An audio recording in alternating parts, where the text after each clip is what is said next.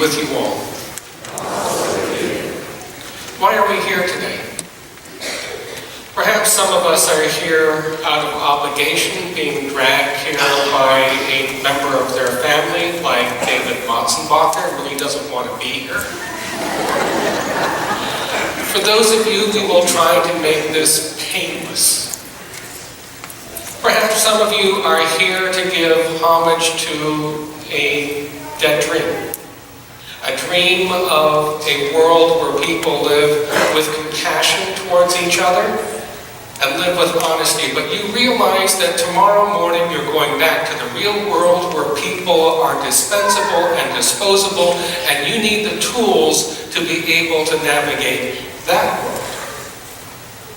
Perhaps some of you are here because you are sick and tired of living as people who are dispensable and disposable and want to hear words of resurrection, of life, of light, of hope. And so you come yearning for liberation from the lives that you already have. The story of resurrection this morning in the Gospel of Mark has all those and more. It has the story of resurrection, life, light, and hope. And it also has the dark side of human nature, the dark side of the human heart that despairs, that doubts, that is afraid.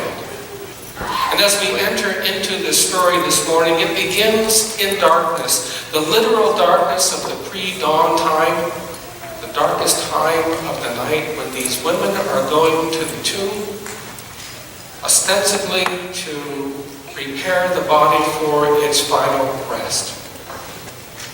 And it's dark in their hearts as well. Even though they're going to the tomb, and even though they're carrying linen and spices for the embalming, it is an act of futility, and they know it. It's been a couple of days since the body was put in the tomb, and they even out loud in the text wonder about who will roll the stone away. If they were really going to do something to the body and really wanted to follow through with that. There were plenty of men in the discipleship of Jesus Christ who could have gone along with them or met them there to roll away the stone. No, that's just an excuse. They're carrying these linen wrappings and the spices so that when they get there, they won't be shooed away. Really what they're going for is closure. Events happened very quickly over the past couple of days, from Thursday night when the boys went out to the stag dinner, what we call Maundy Thursday, the Last Supper. Events moved very rapidly. After that, Jesus was arrested. And if you count up in the Gospels, 4 different trials before 4 different people, before the Sanhedrin, before the high priest, before Herod, before Pilate. And along the way, scourged and flogged, beaten half to death by the time that they all get to the cross, and he dies and is buried just before sundown on the Sabbath. No time to prepare. No time to mourn. And really that's what these women are doing on their way to the tomb. They are going to mourn. They are going to grieve the loss of their dear friend, and they are going to grieve the loss of the dream of his topsy-turvy world where people lived with compassion and justice towards each other, because that is no more. As a minister, I have done a lot of funerals and been through the end-of-life journeys with a number of families. And sometimes the most difficult end-of-life journey revolves around a personality that is very strong in the family, that begins to or has imprinted itself on all the other extended members of the family. And as we're talking about funeral arrangements and what's going to be said and what's going to be done, everybody is always preoccupied about what that person, that dear one who is dying, would want them to do.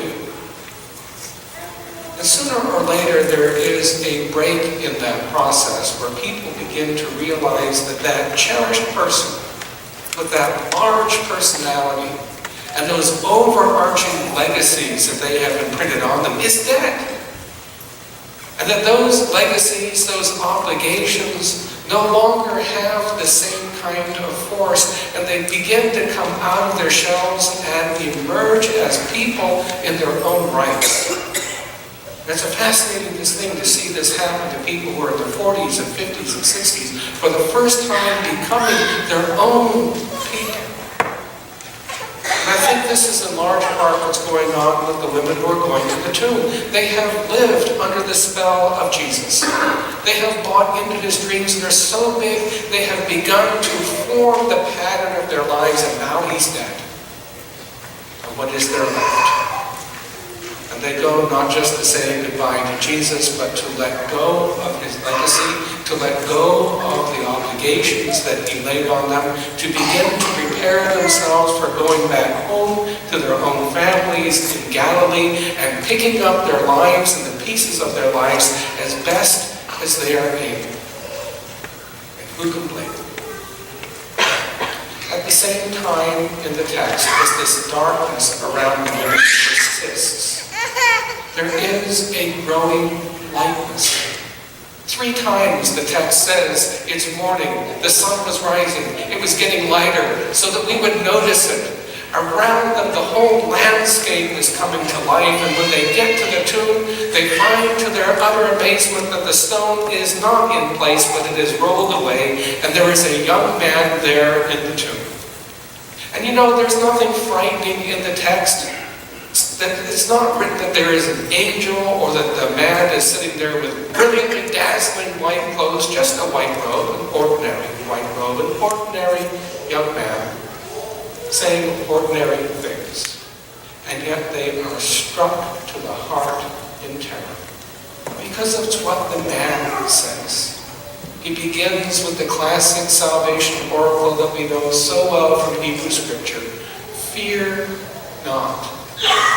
And when any good Jewish person hears those words, fear not, they know something more is coming.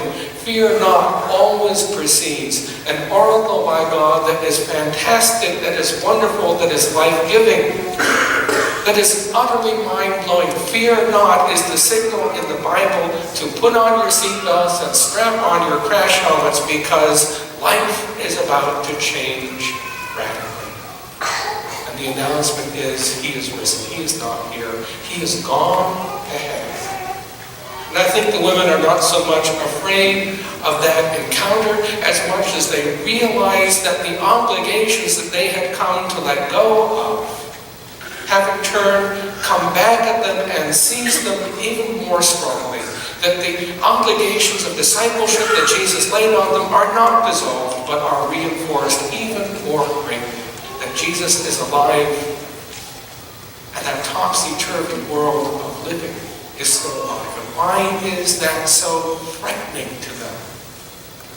Well, think about where they've been over the last week.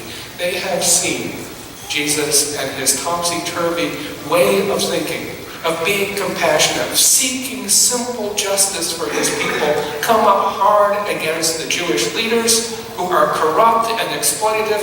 And what was the result? Violent death. Do they really want to live that kind of a life? And so I think it is understandable in the text that they do run away in terror, because they do not yet understand the meaning of resurrection, which is that God's yes always trumps our no. That God's life and peace always trumps our tendency to death and destruction. That no matter how we dissemble in life, God reassembles. And that there is a new path. That takes time for them to realize and time for them to live into. So why are we here? Perhaps out of some obligation, like David Marzenbacher. David, I hope you grow up and get your life. Some of you others too. Are we here because we are paying homage to what we think is a dead dream, knowing that we have to face the rest of the world tomorrow morning? Well, the dream isn't dead. The dream is alive. Are we here because we want to hear again the words of resurrection, life, light, and hope?